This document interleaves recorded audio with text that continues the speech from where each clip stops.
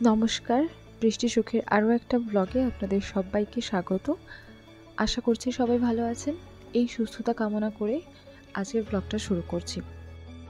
বউয়ের গলায় চাকু ধরে এইরকমভাবেই ক্ষীরের পুতুলটা ধ্বংসস্তূপ করেছিলাম, আর সেই পুচকি ভিডিওটাই আজকে আমি শেয়ার করছি।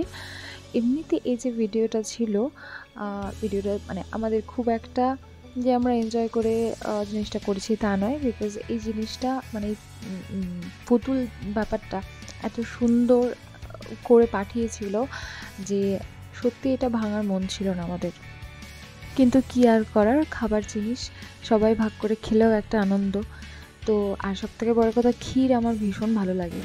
তো একটা ইচ্ছে ছিলই যে ক্ষীরের জিনিসটা, এই অগ্নিকুণ্ডটাও কিন্তু ক্ষীরের, তো ক্ষীরের জিনিস খাবো ঠিকই, কিন্তু ভাঙতে ইচ্ছে করছিল না। কি সুন্দর একটা প্ল্যাটফর্ম করে বানিয়ে দিয়েছে, পুরো জিনিসটাই নিপুণতার সাথে। সেটা আপনারা এই কুড়ো দেখলেই বুঝতে পারবেন যে ওইটুকু ছোট্ট জিনিসেও কত সুন্দর একটা ফিনিশিং টাচ রেখেছে। এছাড়াও বরের টোপর, বউয়ের মুকুট, ওড়না, গয়না সমস্ত কিছুই একেবারে নববধূর মতো। আরো ছিল জানো তো, বড় বউ বসে থাকা, হ্যাঁ বড় বউ বসে সিঁদুর না, মানে তোমার বিয়ে হচ্ছে ওই অবস্থা ছিল, কিন্তু এটা সুন্দর লেগেছিল, ইউনিক লেগেছিল। তো ভালো যে এটা আউটপুট করবে বুঝতে পারিনি। আমাকে আমি দেখেছিলাম পুরো জিনিসটাকে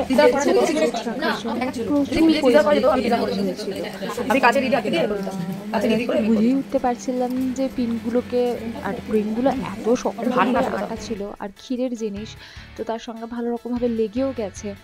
তো সব মিলিয়ে মানে পুরো ইট শক্ত হয়েছিল ওগুলো। তো তারপরে আমি টেনে টেনে, ছুরি দিয়ে টেনে টেনে বার করছিলাম। নখ দিয়ে তো ওঠার সম্ভাবনাই নেই, কেন কি আমার একটু রাক্ষসীর মতো নেল এক্সটেনশন করে ফেলেছিলাম।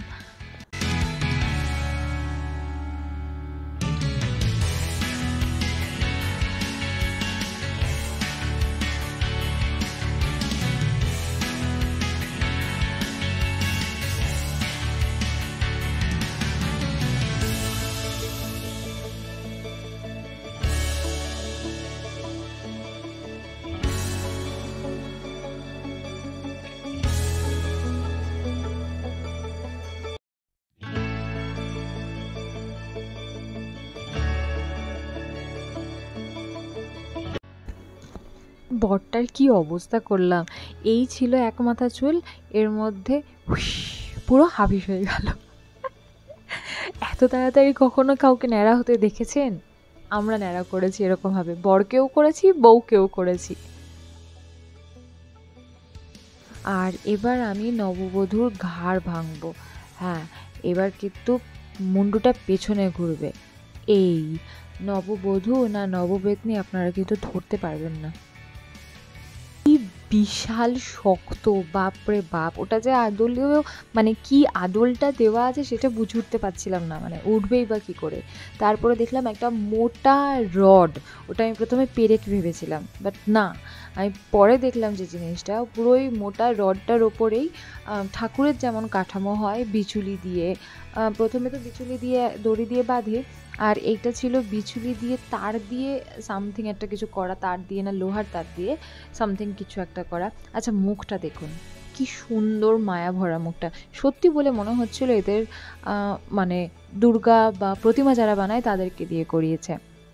তো স্ট্রাকচারের ব্যাপারে যেটা বলছিলাম, যে ওই রকমই প্রথমে একটু কিছু ছিল বিচুলি টাইপের বা কিছু একটা, তারপরে মোটা তার দিয়ে পেঁচিয়ে পেঁচিয়ে একটা স্ট্রাকচার মতন করে তার ওপরে পুরো ক্ষীরটা বসানো। মানে ক্ষীরটাও ভরপুর ক্ষীর ছিল, অনেকটা ক্ষীর ছিল। আমি এই বিষয়টা নিয়ে একদম ফুললি স্যাটিসফাইড। মানে আমাদেরকে যখন ক্যাটালগটা দেখাচ্ছিল তখন আমার এইটা সবথেকে বেশি ইউনিক লেগেছিল, যে বর বউ দাঁড়িয়ে খইদান করছে। এছাড়াও কিন্তু ছিল সিঁদুর দানের মুহূর্ত ছিল, বর বউ বসে আছে এরকম মুহূর্ত ছিল, কিন্তু আমার এটা সবথেকে বেশি ইউনিক লেগেছিল। তো আমি এটা বলেছিলাম, আর যে ওটা যেটা দেখিয়েছিল আমার তো বলে মনে হয় it's far better than that. তো এইটাতে আমি একদম পুরো 1000%, না পার্সেন্ট আর হচ্ছে না, মানে ওই 1000 ভাগ সন্তুষ্ট।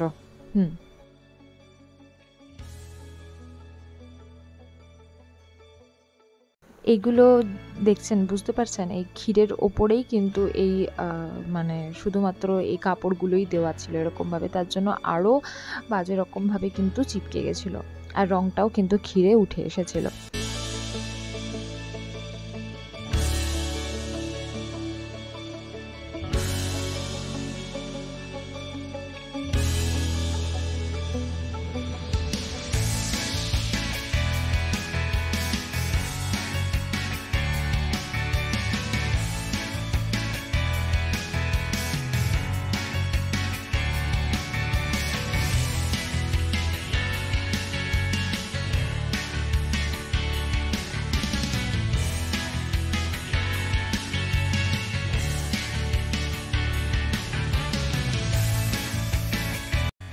হ্যাঁ, এবার আমি মানে শরীরের যে আদলটা সেটা কী করে ভাঙবো সেটা বুঝতে না পেরে আমি চাকু চালিয়ে দিই।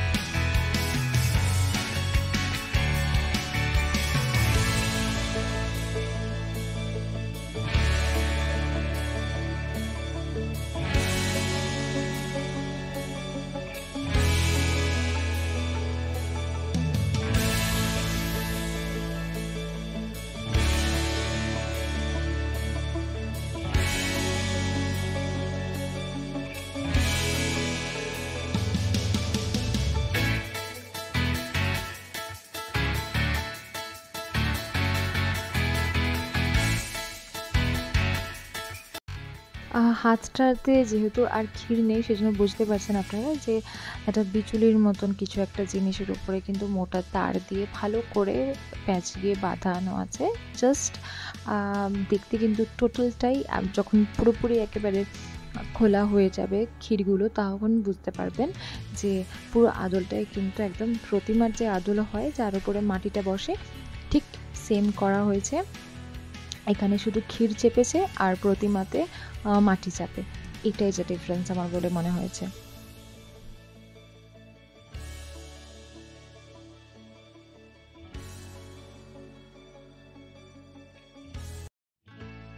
বাকি ছিল এই বড়বাবাজির পিঠের অংশটুকু আর পায়ের অংশটুকু, সেইটুকু থেকেও আমি ক্ষীরটা খুলে নিয়ে কুপোকাত করে ফেলেছি বড়বাবাজিকে।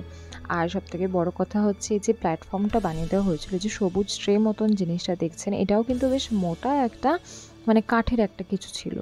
তো অলটুগেদার কিছু একটা করার ইচ্ছে থাকলেও এটাকে নিয়ে আর কিছু করার উপায় ছিল না, কেন কি যে পরিমাণে নোংরা হয়ে গেছিলো, প্লাস এই দুটো কাঠামো দাঁড়িয়েছিল, তাতে এই পুরো জিনিসটাকে ইউটিলাইজ করাই যেত না।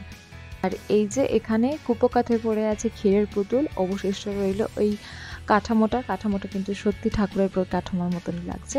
তো আমরা তো ক্ষীরের পুতুলের ক্ষীর এনজয় করব, আপনারা ভিডিওটা এনজয় করলে একটা লাইক করে দেবেন। সবাই অনেক ভালো থাকবেন, সুস্থ থাকবেন, টাটা।